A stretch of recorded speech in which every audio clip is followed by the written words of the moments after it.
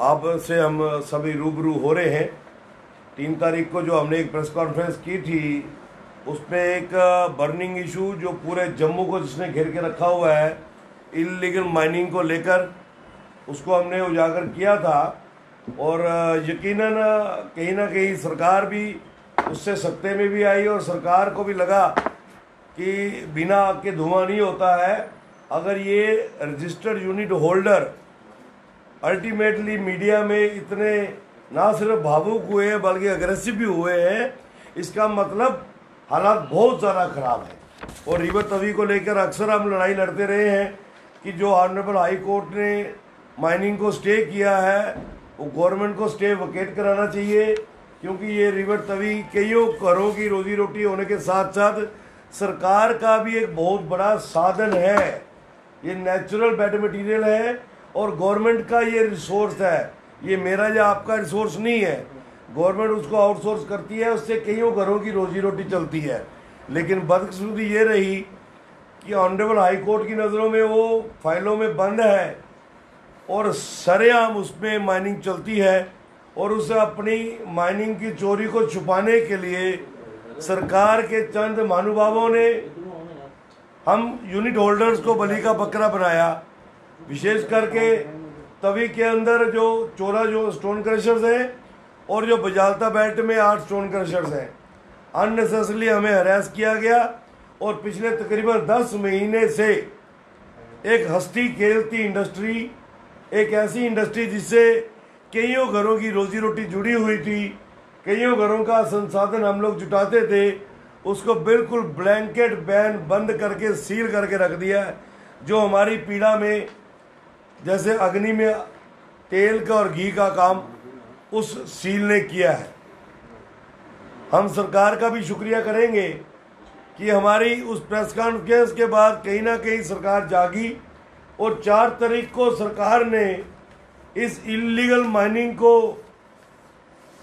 Scrutinise करने के लिए और अब तक जो चोरियां हुई हैं उसको बाहर निकालने के लिए कि सरकार के घर में तो पैसा कोई नहीं आया और माल सरकार का सारा बिक गया, उसके लिए एक बहुत ही अच्छी 4 मेंबर्स की कमेटी बनाई है, हेडेड बाय श्रीमान ओपी भगत जी, जो हमारे डायरेक्टर जियोलॉजी माइनिंग है और बहुत ही काबिल अफसर हैं। उनके साथ श्रीमान आरसी कोतवाल जी जो डायरेक्टर फाइनेंस हैं, श्रीमान डॉक्टर राजकुमार जी जो डिप्टी डायरेक्टर जियोलॉजी माइनिंग है, और श्रीमान रमेश गंडोत्रा जी जो ऑलरेडी जियोलॉजी माइनिंग में अपने जीवन के पिछले 25-30 वर्षों का तजुर्बा लेके काम कर रहे हैं। ये हमें बड़ा अच्छा लगा कि माइनिंग को भी और हमारी स्टोन क्रशिंग इंडस्ट्री को भी बिल्कुल एक नेशनलाइज करने के लिए ये कमेटी बनी है। और हम उम्मीद करते हैं कि इंडस्ट्री को जीवित रखने हेतु सरकार का जो एक छोटा सा कहना है कि ईज द प्रोसेस, उसके तहत ये कमेटी काम करेगी और जल्दी अपनी रिपोर्ट सबमिट करके ना सिर्फ हमारी पावर रिस्टोर करे बल्कि रिवर तवी के अंदर जो माइनिंग पीआईएल के माध्यम से रुकवाई गई है, कोर्ट के अंदर उसको स्ट्रांगली कंटेस्ट करके माइनिंग रेगुलराइज हो जाए। ये चोरी के झंझट, ये गाली गलौज, ये गुस्सा, ये सारा ठंडा हो जाएगा। सरकार के घर का रेवेन्यू भी आना शुरू हो जाएगा। लेकिन हम एक बात के ऊपर फिर भी अड़े हैं कि जो अब तक चोरी हुई है वो बहुत बड़ा आने वाले दिनों में माइनर मिनरल स्कैम बड़ा होने वाला है। सरकार उसकी सीबीआई इंक्वायरी करवाए कि वो माल कैसे बिका, किसने बेचा, कहाँ कंज्यूम हुआ।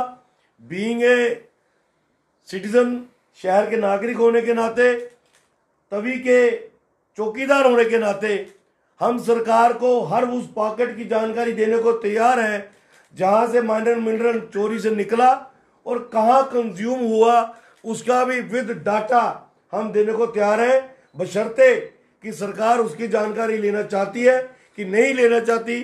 सरकार के घर में जो चोरी हुई है उसकी जानकारी लेना चाहती कि नहीं लेना चाहती।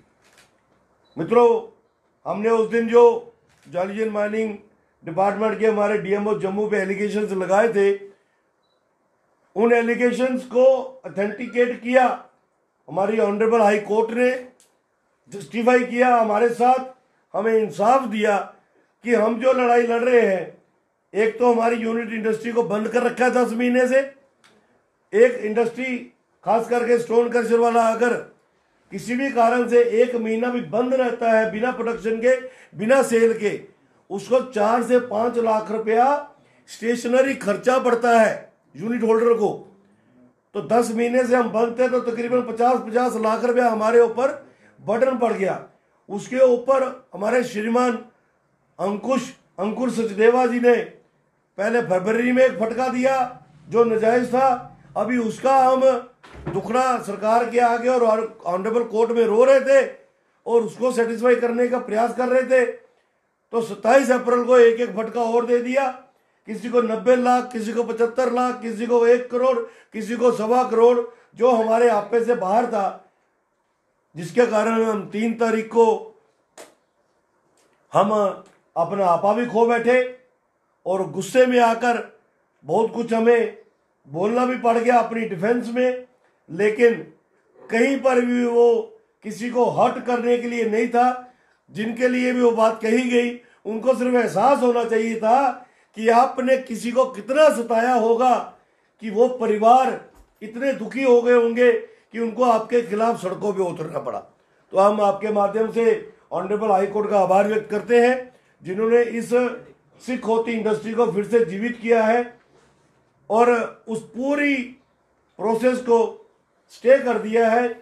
मैं ज़रूर चाहूँगा कि जो हमारे लॉयर्स डिपार्टमेंट ऑफ ज्योलॉजी माइनिंग को कोर्ट में रिप्रेजेंट कर रहे हैं वो ऑनरेबल कोर्ट के उस वर्जन का ऑनर करे और ऑनरेबल कोर्ट को ज़रूर डिफेंस में लेकर ये बात अगली तारीख पे रखें कि जनाब इस स्टे को कंटिन्यू कीजिए या फिर इस ऑर्डर को आप क्वैश कर दीजिए।